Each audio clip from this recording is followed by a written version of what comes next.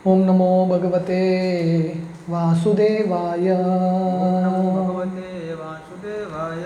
ओम नमो भगवते वासुदेवाय।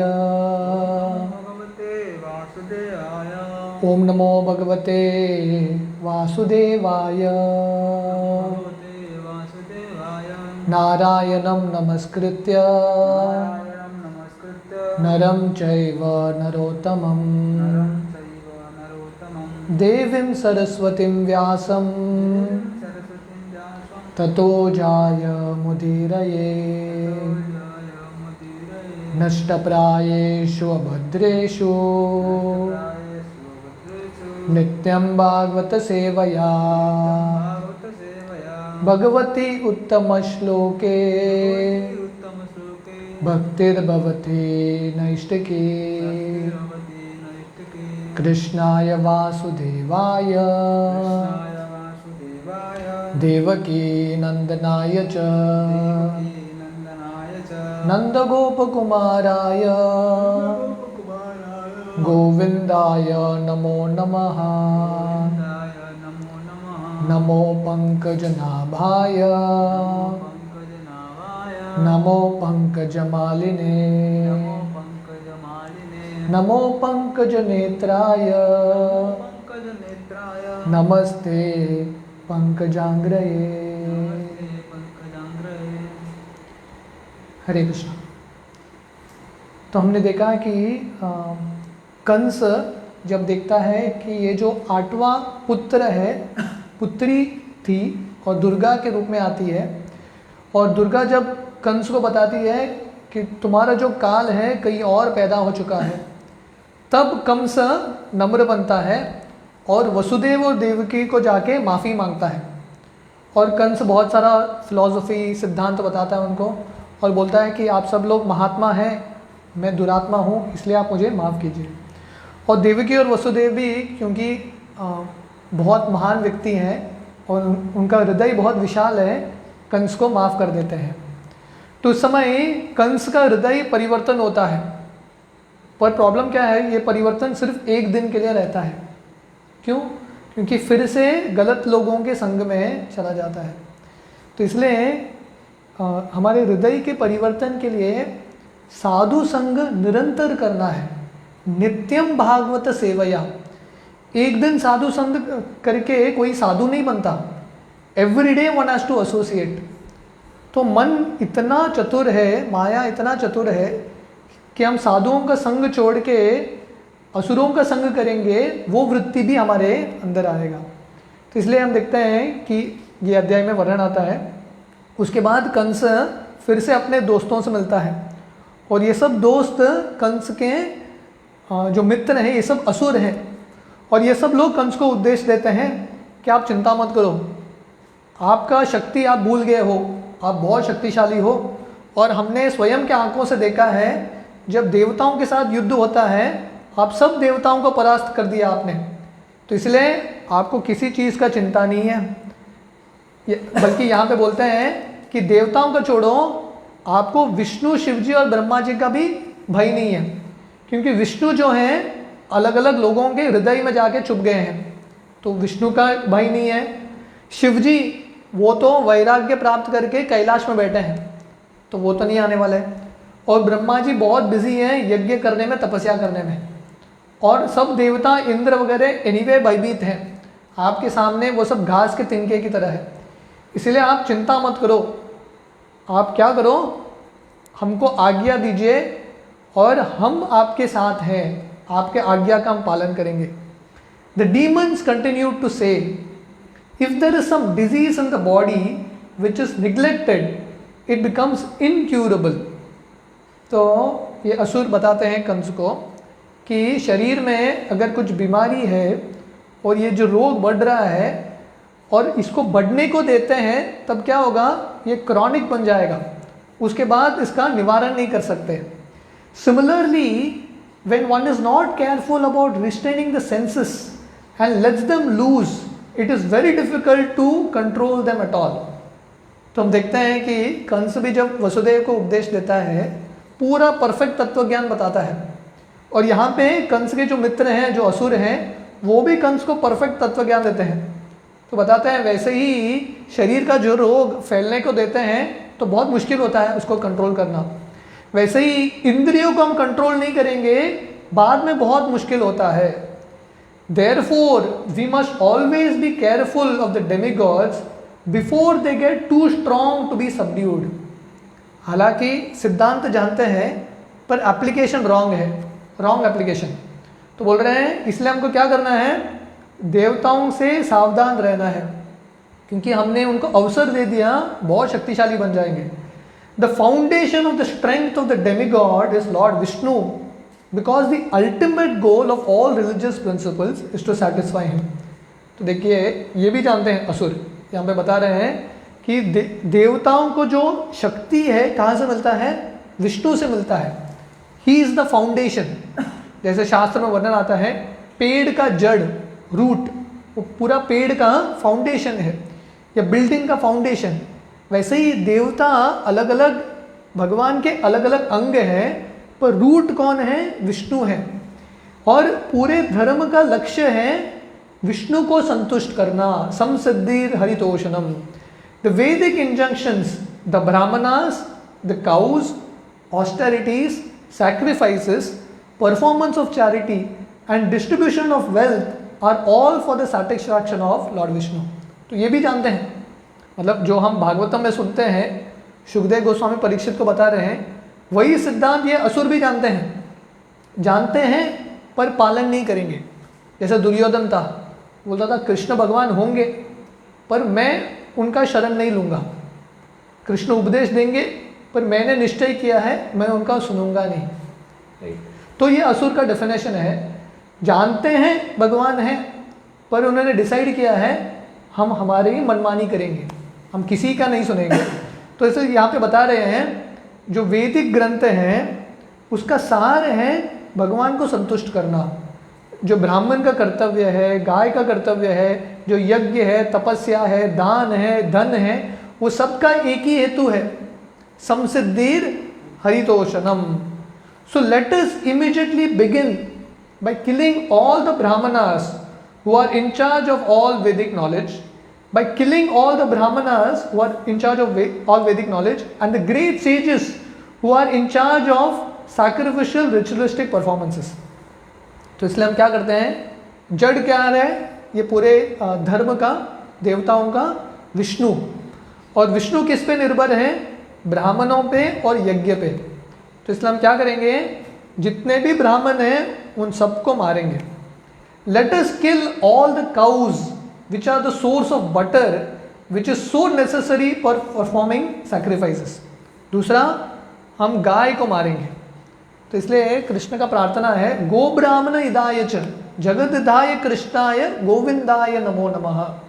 तो कृष्ण के लिए ब्राह्मण प्रिय है और गाय प्रिय है।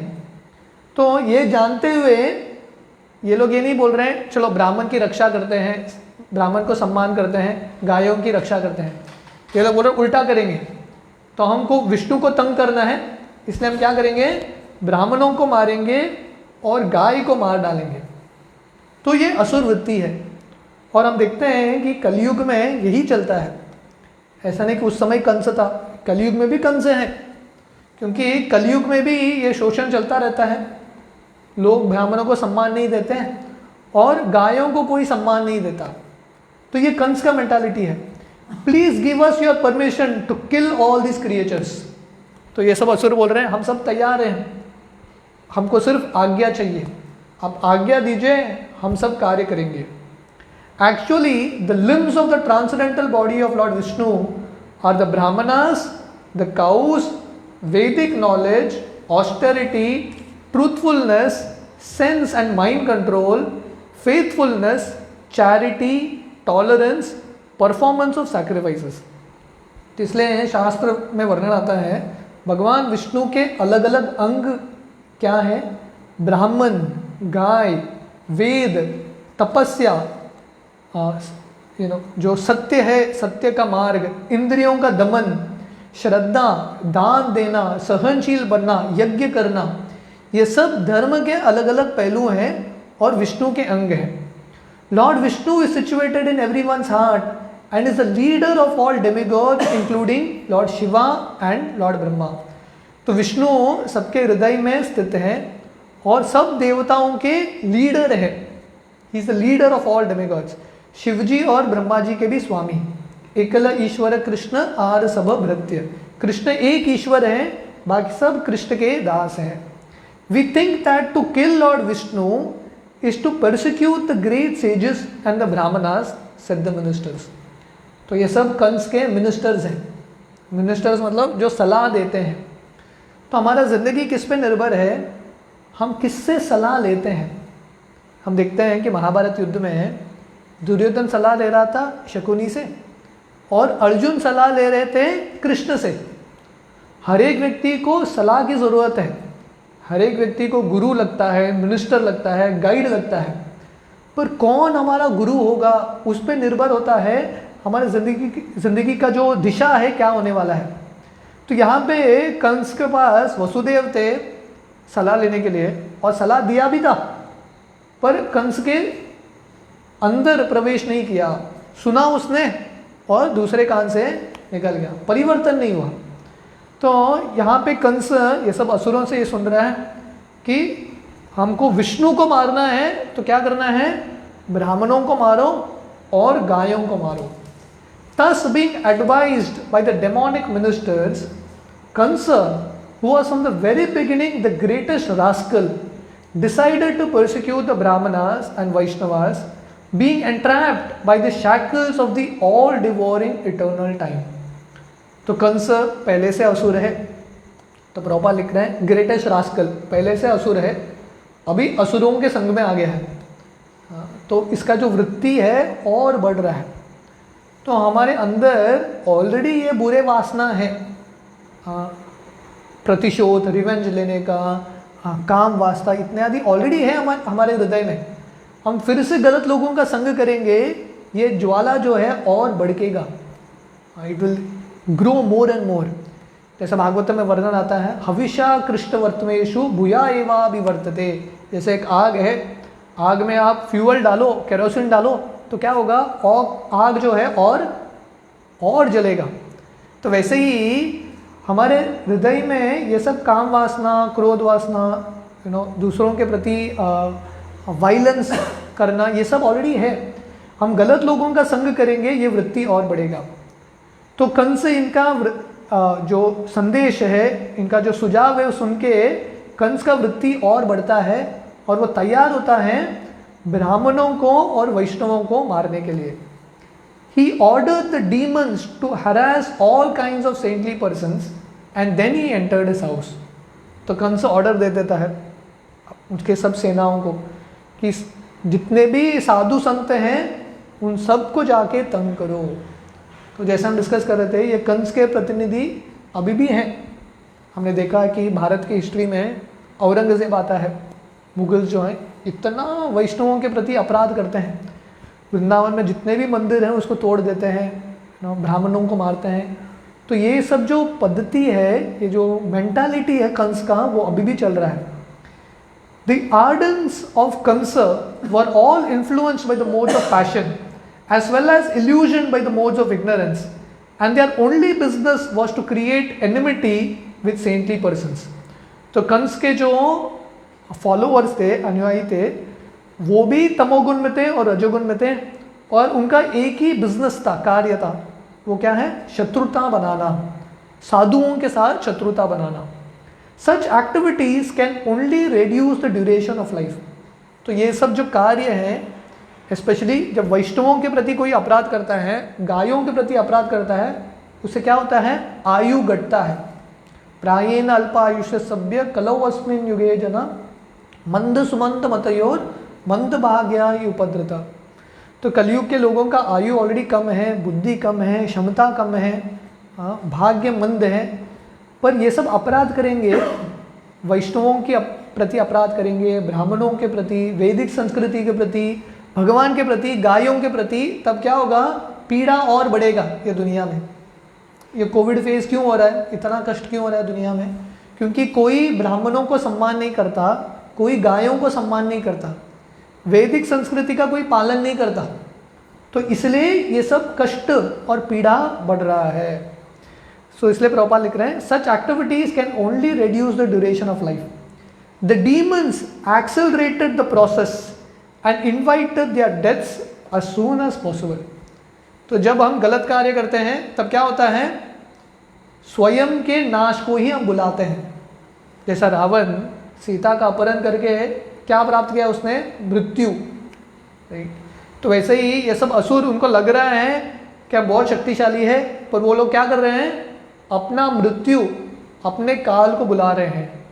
The result of persecuting saintly persons is not only untimely death. इसलिए जब हम साधुओं के प्रति अपराध करते हैं, मृत्यु तो मिलता है, अकाल मृत्यु, उसके साथ साथ the result of the act is so offensive that the actor also gradually loses his beauty, his fame, his religious principles and his promotion to higher planets is all checked.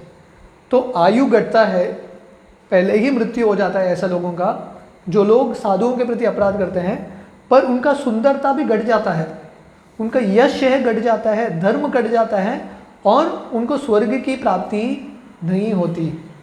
तो जैसे वर्णन आता है, एक राजा थे जिसका नाम था नाहुष, इसको स्वर्ग की प्राप्ति हुआ था, पर स्वर्ग में उसको क्या करना था, इंद्र के जो पत्नी है सची, उसका भोग करना था। तो उसको कोई उसका पालकी उठाने के लिए नहीं मिला, तो ऋषियों को, सप्त ऋषियों को लगाता है उसका पालकी उठाने में, और वो लोग स्लो चलते हैं, ये ऋषियों का लात मारता है जल्दी चल, और वो अपराध की वजह से तुरंत वो स्वर्ग से नीचे गिर जाता है। तो इसलिए जब हम साधुओं के प्रति, वैष्णवों के प्रति अपराध करते हैं, सब कुछ चला जाता है, यश है, सुंदरता है, एवरीथिंग गोस। तो हम रामायण में भी वही सिद्धांत देखते हैं, महाभारत में भी वही सिद्धांत देखते हैं। दुर्योधन के पास सब कुछ था, रावण के पास सब कुछ था, पर सब चला गया क्योंकि भक्तों के प्रति अपराध। Driven by various kinds of mental concoctions, the demons diminish all kinds of welfare. तो ऐसे गलत धारणा से और गलत मार्ग का पालन करते हुए पूरा नाश हो जाता है। And offence at the lotus feet of the devotees and Brahmanas is a greater offense than that committed at the lotus feet of the personality of Godhead। इसलिए भक्तों के चरण कमल के प्रति जो अपराध है, भक्तों का अपराध और ब्राह्मणों का अपराध, वो भगवान के प्रति अपराध करने से भी ज़्यादा है। Thus a godless civilization becomes the source of all calamities। तो ऐसा नास्तिकवाद, जैसे कंस के जो फॉलोअर्स कर रहे थे, ब्राह्मणों को मारना, गायों को मारना, यज्ञ रोकना, ये सब करने से क्या होगा, ऑल सॉर्ट्स ऑफ कैलामिटीज। जब दुनिया नास्तिक बनता है तब क्या होता है, पीड़ा ही ज़्यादा आता है दुनिया में, only miseries come more and मोर। तो जितना हम नास्तिक बनेंगे, जितना भगवान को, भगवान के भक्तों को, गायों के प्रति अपराध करेंगे, उतना और पीड़ा आएगा। जैसे वर्णन आता है, रामचंद्र कान जो हरिदास ठाकुर के प्रति अपराध करता है, उसके बाद उसके घर में नित्यानंद प्रभु और उनके पार्षद आते हैं, पर वो उनके प्रति भी अपराध करता है। उसका फल क्या होता है, जो मुस्लिम रूलर है रामचंद्र के कान के घर में आके उसको, उसके सब सदस्य को और पूरे गांव को नाश करके चला जाता है।